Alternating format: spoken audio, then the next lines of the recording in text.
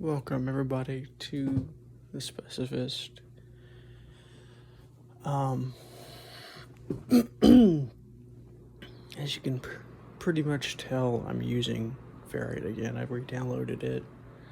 If you are familiar with the sound, it sounds different. So, wanted to do this one really quick here. Hopefully, I don't make this too long.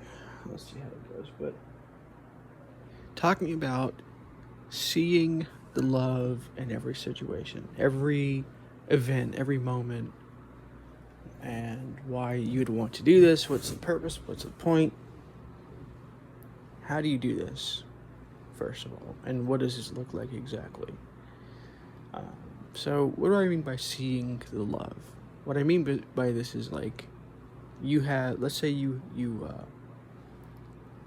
example I always use because it's probably pretty normal. It gets angry at you for not cleaning your room or for not cleaning a certain area. What you can do, and this is what I'm calling seeing the love in every situation, is basically try and see where this person's love is in that moment. For instance, like, what would you do? How would you do this?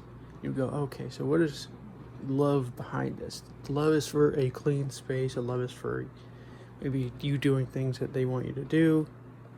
Maybe they think it'll help you because of germs and stuff. The love might also be for you not violating the rule book that they have about you and about life and about cleanliness and things like this. And you should do this for not just others but yourself as well, especially yourself.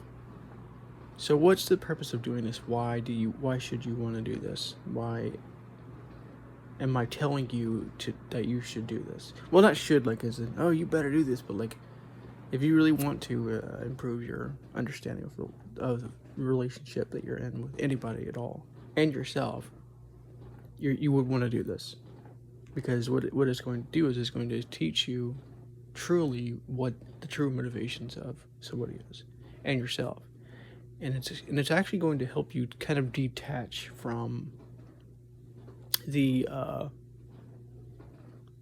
attachments that you have if you do this properly, because what it's going to do is it's going to show you the love part of it, because desire springs from love, but typically what happens is the mind mostly focuses on the desire and not the love, and that's what creates and maintains the attachment. And so what you're doing is basically undoing that unconsciousness by seeing the love in yourself in that moment. It detaches you from that desire. You understand deeper what's going on, and it fills you more with compassion for yourself and others, and helps you to kind of see things from a kind of higher perspective, if you want to call it that. That's based more on what a master or like a wise person like Jesus might have seen. And it makes loving more natural. It makes it, people might, typically what I've noticed myself is that you'll try and forgive somebody, or you'll try and love somebody, and sometimes it's kind of difficult, and so you have to do it with a little bit of force, like, I'm loving you, you're trying to do it despite all the judgments you have and despite all the disagreements you might have with this person. But doing it this way, what you're doing is you're overcoming all those judgments by doing this, and you're making it more natural. You're making it a lot simpler and a lot easier to love, simply and easily and quickly. You're basically taking the judgment away from the judgment itself and making it into love itself, which is what it originally was. Even fear comes from love, and anger and all your hatred.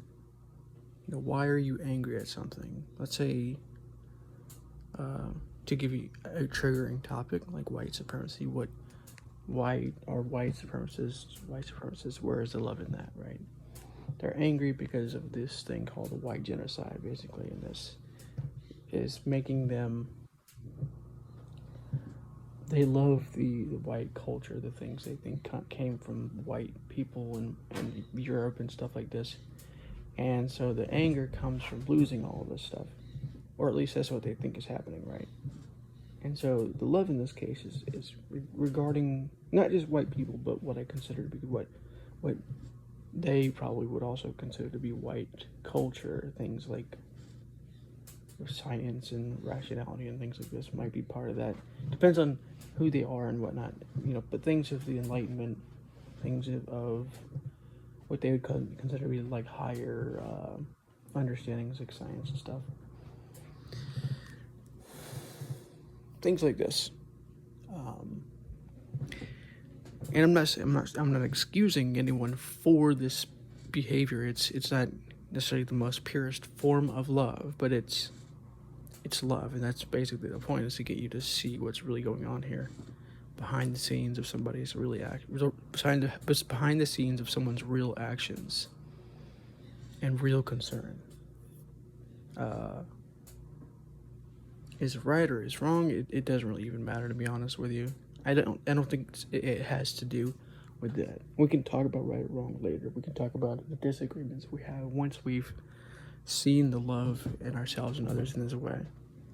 But that's not really the point of doing this. The point is to remove your judgments, basically. Remove, or at least diminish, the strength and obsessiveness of your attachments, and return back into a more compassionate, loving, and oneness state.